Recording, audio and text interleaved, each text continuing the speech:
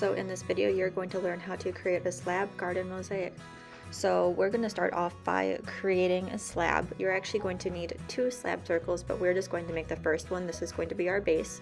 So our base does need to be a little bit thicker than normal, but think of it about 1/4 of an inch or about the size of a pencil. It needs to be that same thickness all the way around. You can use a rolling pin if you have access to one, or any other object that you have at home. You just want it to be flat and even. So I have a circle. This is the same circle that I'm going to have my design on. I didn't get there yet when I was recording my video, but I did draw that on afterwards. What I'm going to do is I'm actually going to just cut around it using the needle tool, and I'm going to do this twice. So I have one that's going to be my base, and then one that we're going to use later on. So I decided that mine was a little bit too thick after I had carved around it. So I'm flattening it out a little bit more, and then I'm going to carve around it one more time just to make sure that I have an even thickness and that it's about 1/4 of an inch or the size of a pencil all the way around.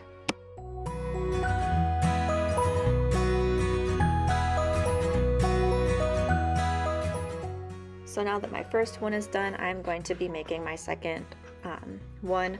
This is what I'm going to be tracing my design onto. This is where all of the mosaic bits and pieces are going to come into.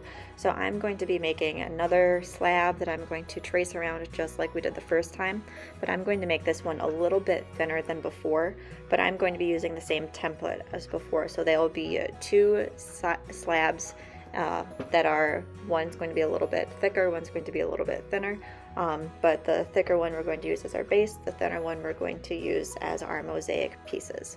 So you just need those 2 things to start off this project.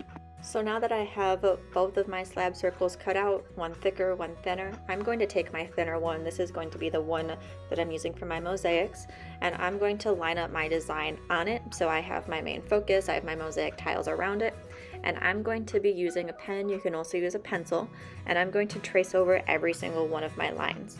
When I do this, I'm transferring the image from my initial design onto the slab itself. So after this, we're going to go through the process of carving everything out and transferring it onto our final project. But right now, you just see me tracing over all of my lines so that it transfers from my plan, from my paper, onto my clay slab.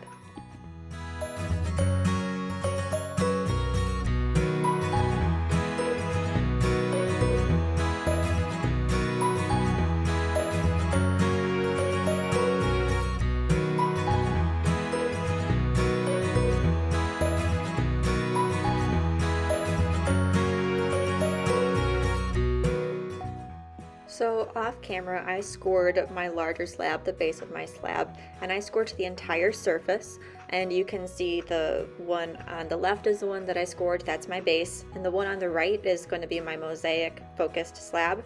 And I'm scoring the entire back of this. And this is after I trace over my design. You can do it before or you can do it after. Your design will not go away once you flip it over after you've already traced it, but I'm scoring it really well. And this is so when I am transferring over each piece from the one that's designated for the more mosaic side to my base, I don't need to worry about slipping and scoring every time. So I've already done the score parts, and now what I'm doing is I'm going around with my needle tool, carving on the lines that I traced over, and I am cutting it out. I did the circle, I did the border first, and that's so that I can transfer the largest part, the most fragile part first. The rest is smaller and it's easier to do. So I am separating the border now from the main, and I'm putting it on. I applied my slip already, I scored to the back, and I can just stick it on, secure it, smooth it around the outside, apply a little bit of pressure so that I know that it's secure and stable.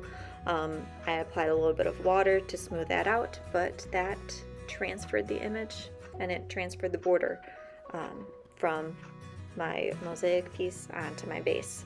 So now I'm going to do that same process for all bits and pieces. I'm going to carve out a piece using the needle tool. I'm applying slip to the back, and then I'm moving it onto my base.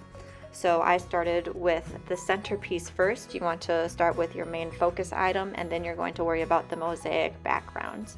So I am just smoothing it out a little bit from my finger, but I am going piece by piece, step by step with this bit. So yeah, this is basically what you do from here on out. Trace around to your object with the needle tool, apply slip to the back, and then put it onto your base.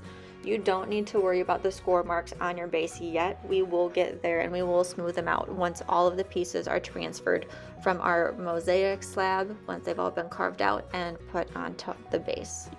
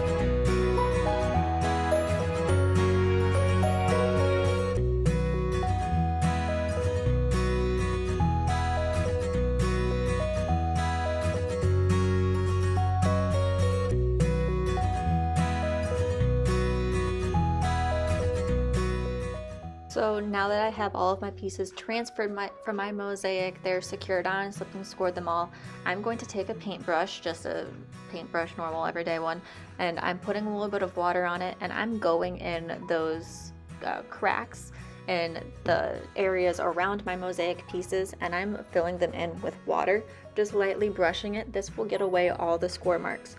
So this will help smooth out that area, and you won't even be able to tell that they were there once everything has been said and done and it's been fired. So this just ensures that everything is nice and neat and complete looking. So this will help everything be smoothed out.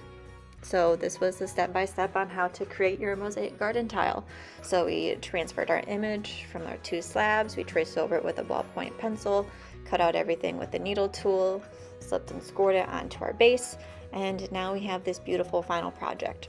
So after this point is when you can begin to apply the underglazes. So we aren't applying the underglaze into the cracks, we're just applying it to the mosaic tiles themselves, just the tops, not the sides, and around the base. You don't need to do the bottom of your plate. So now is the part after you've done smoothed everything out, you can begin to apply your colors onto this project. And this is the final image of what it will look like before it's been fired. So remember, when you're doing the underglaze, to apply 3 coats, you have to make sure that the first one dries before you add the second, or else it will crack, and 3 coats is all you need. So anything more than that, it might also crack and crumble. But after this, then your project is ready to be fired, and then after it's all said and done, we'll apply a clear coat and you'll have a beautiful garden stone just like the one you see here. Hope you enjoyed this project.